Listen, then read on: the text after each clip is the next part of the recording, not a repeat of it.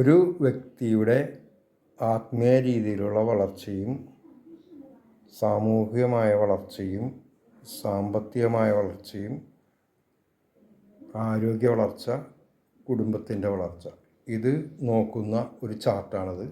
ഇവിടെയാണ് നമ്മൾ name, address, വയസ്സ്, സ്ഥലം ഇത് എഴുതിയിട്ട് ഇവിടെ വെച്ചിട്ടാണ് നമ്മൾ ഇങ്ങനെ അയാൾ ആത്മീയമായിട്ട് ബലമുണ്ടോ എന്ന് നോക്കുമ്പോൾ ഇങ്ങനെ ചലിക്കും. അപ്പോൾ ആത്മീയമായിട്ട് അദ്ദേഹത്തിന് ബലമുണ്ടെന്ന് മനസ്സിലാവും.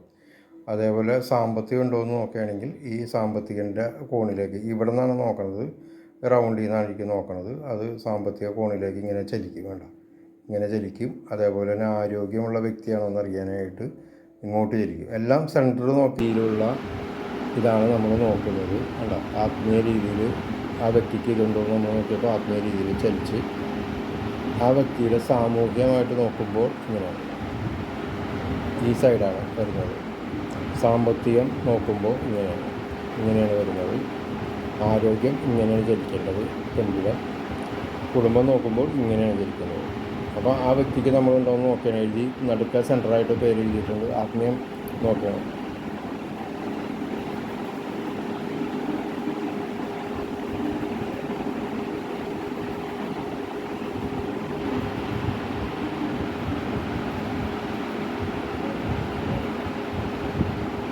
ആത്മീയമായിട്ടുണ്ടെന്നാണ് വേണ്ട, പെൻഡുലം ചലിച്ചു തുടങ്ങി.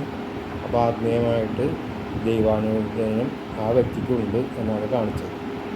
അങ്ങനെയാണ് ഓരോന്നും നോക്കുന്നത്.